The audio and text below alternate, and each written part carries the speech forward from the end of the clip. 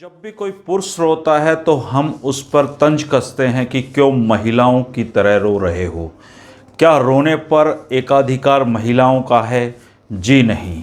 राकेश टिकैत के आंसुओं के बाद किसान आंदोलन का जो पूरा सीन है वो ही बदल गया। और एक चर्चा ये भी होने लगी है कि इतने बड़े बड़े नेता कैसे रोते हैं। दोस्तों, राकेश टिकैत इकलौते ऐसे नेता नहीं हैं जिनकी भावनाओं का ज्वार आंसुओं के रूप में उमड़ पड़ा। इससे पहले भी देश और दुनिया के बड़े बड़े नेताओं के आंसू सार्वजनिक स्थानों पे निकल चुके हैं। आज हम इस वीडियो में चर्चा करेंगे कि देश के, विदेश के, दुनिया के किन किन बड़े नेताओं के आंसू निकले हैं और क्यों निकले हैं। वीडियो के अंतिम हिस्से में हम चर्चा करेंगे कि इन आंसुओं के निकलने का कारण क्या है। तो बने रहिए हमारे साथ और देखिए कि दुनिया के किन किन नेताओं के आंसू निकले हैं। दोस्तों, हम सबसे पहले बात करेंगे महात्मा गांधी की। महात्मा गांधी ने पूरी दुनिया को सत्य और अहिंसा का रास्ता दिखाया, लेकिन एक अवसर ऐसा भी आया था जब वो खुद फवक फवक कर रो पड़े थे। 1942 में मेदिनीपुर में महात्मा गांधी जी के आह्वान पर एक समांतर सरकार का गठन किया गया था और उस सरकार के दौरान कुछ महिलाओं से दुष्कर्म की घटनाएं सामने आई थी। जब महात्मा गांधी को इस बारे में बताया गया तो वो घटनाओं की जानकारी लेने के बाद एक तरीके से सन्न हो गए थे और उस मीटिंग में मौजूद लोगों ने बताया था कि उनकी आंखों में आंसुओं की धाराएं बह निकली थी। महात्मा गांधी जीवन में बहुत कम बार रोते देखे गए, लेकिन उस समय उनके आंसू रुकने का नाम नहीं ले रहे थे। अमेरिका के पूर्व राष्ट्रपति बराक ओबामा भी काफ़ी भावुक इंसान हैं, लेकिन सार्वजनिक जीवन में उन्होंने अपने आंसुओं को हमेशा छिपा कर रखा है। पिछले दिनों जब पूरी दुनिया में कोविड छाया हुआ था तो अमेरिका भी इस कोविड से बहुत परेशान था, लगातार जाने जा रही थी। ऐसे ही एक समारोह में बात करते हुए पूर्व राष्ट्रपति बराक ओबामा के आंसू भी बह निकले थे और पूरी दुनिया ने उन्हें देखा था। लोकपाल के लिए अपने अनशन से प्रसिद्ध होने वाले अन्ना हजारे भी अपना जीवन सादगी से जीते हैं, लेकिन एक बार जब वो शहीद आजम भगत सिंह के गांव में गए थे तो उस घर को देखने के बाद उनकी आंखों में आंसू बह निकले थे। जब वो बात कर रहे थे कि शहीदों के सपने पूरे हो पाए हैं या नहीं, तो इस पर वो काफ़ी भावुक हो गए और देश ने पहली बार अन्ना हजारे को भी रोते हुए देखा था। स्वामी रामदेव के खास समर्थक सहयोगी आचार्य बालकृष्ण को तो आप जानते ही होंगे। वो भी एक बार मीडिया से बातचीत करते हुए फवक फवक कर रोए थे। पतंजलि योगपीठ के सर्वा माने जाने वाले आचार्य बालकृष्ण पहले डिग्री विवाद में फंसे थे और फिर कुछ दिन वो लापता होने की उनकी सूचनाएं आई थी।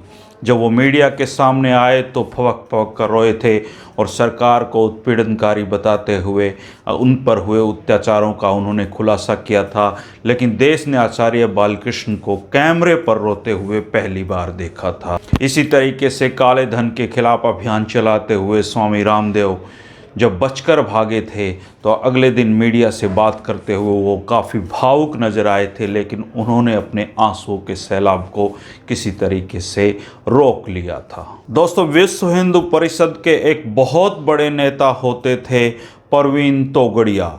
अक्सर वो अपने भाषणों में जहर उगलते थे और उनकी जो भाषण कला थी वो काफ़ी आक्रामक थी। लेकिन परवीन तोगड़िया भी एक समय में मीडिया के सामने खूब फवक फवक कर रोए थे।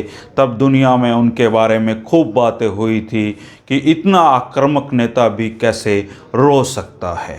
दोस्तों, एक पत्रकार हैं राजीव शुक्ला, उनसे बातचीत करते हुए तब के प्रधानमंत्री अटल बिहारी वाजपेयी भी भावुक हो गए थे।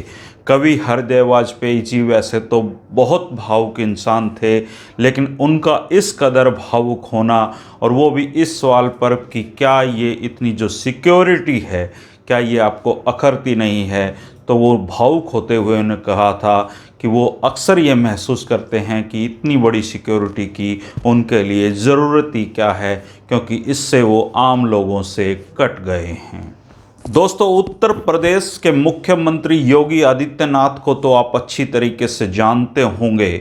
अपनी हिंदूवादी छवि के चलते वो अक्सर चर्चाओं में रहते हैं और अपराधियों पर उनका जो रवैया होता है बहुत आक्रामक होता है। लेकिन एक दिन दुनिया ने ऐसा भी देखा था जब वो सांसद थे और सोमनाथ चटर्जी उस समय लोकसभा के अध्यक्ष होते थे। उन्होंने परमिशन लेकर बोलना शुरू किया था और मुलायम सिंह सरकार पर उत्पीड़न के आरोप लगाते हुए योगी आदित्यनाथ संसद में फूट फूट कर रोए थे। दोस्तों, अब बात करते हैं हमारे प्रधानमंत्री नरेंद्र मोदी जी की। वो भी दर्जन बार भावुक हुए हैं और दुनिया ने उनकी आंखों में आंसू देखे हैं। जब वो भारत के प्रधानमंत्री बने और गुजरात विधानसभा में उनका संबोधन हुआ था तो अपने अनुभवों को याद करते हुए पहली बार दुनिया ने उनको भावुक होते हुए देखा था।